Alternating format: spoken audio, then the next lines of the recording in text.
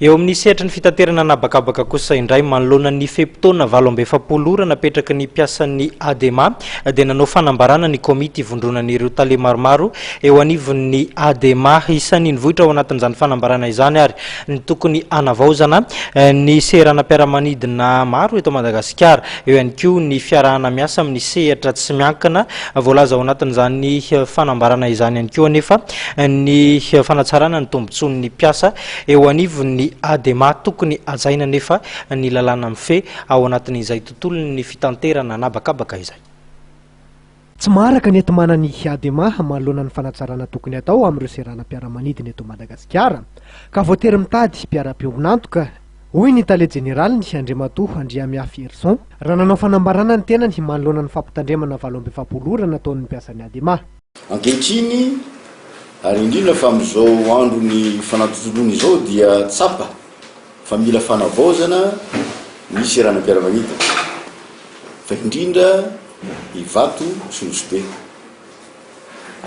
vola be no ilaina amin'izany ka raha nitahirim-bola ny ADEMA fotsiny dia tsy havita izany.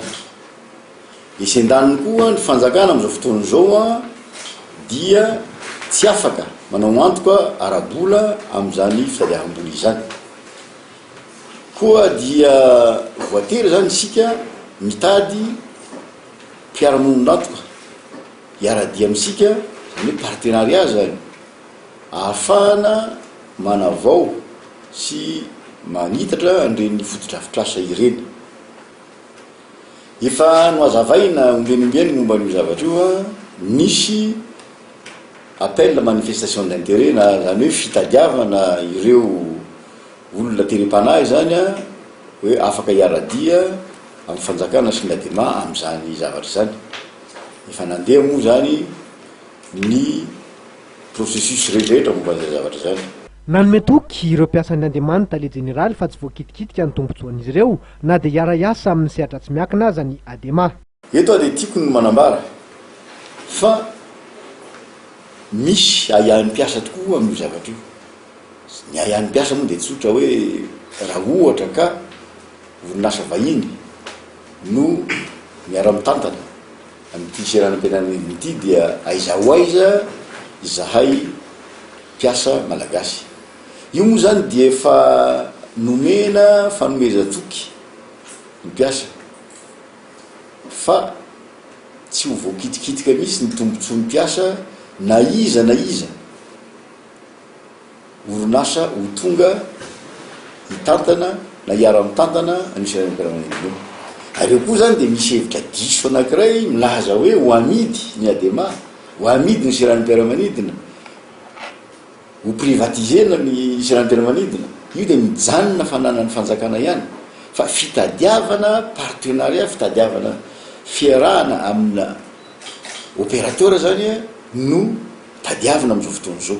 Nilaza ny tale jeneraly ADEMA fa misy lalàna mifehy kosa ny hetsika faneho-kevitra ary tokony ajaina zany mba tsy hanelingelina ny asa fanompoana vahoaka. Manana ny heviny ny délégué ny mpiasan'ny ADEMA mikasika izay. Tany Ampiandohany zay nanao conférence de presse tamin'ny 26 février dia hoe zao ny zavatra takin'ny mpiasa zany ary tao anatin'izay dia ny délégué nianatra lalàna tany amin'ny inspection de travail ka hoe anaraka procédure tsika ninona zavatra rehetra atao.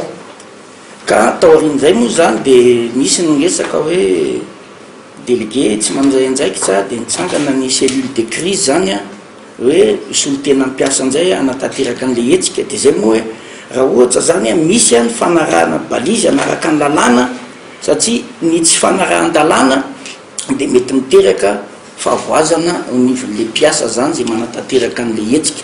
Io moa malalaka ny faneho-kevitra fa zay délégué zany dia manaraka foana ny ara-dalàna zany ao anatin'ny tolona tahak'izao ka raha hoe misy tolona miopefy zany dia tsy araky ny lalàna dia tsy ao anatin'izay ny solotena mpiasa zany. Io moa ny hevitra tsy mitovy dia izay mahatonga ny faneho-kevitra samihafa zany. Nampitandrina ny tale jeneraly ny ADEMA mba tsy isian'ny fioara-pefy ataon'ireo mpaneho hevitra ary rosaziana izay miroso amin'izany ka miteraka fanelingelenana eo amin'ny lafiny arak'asa.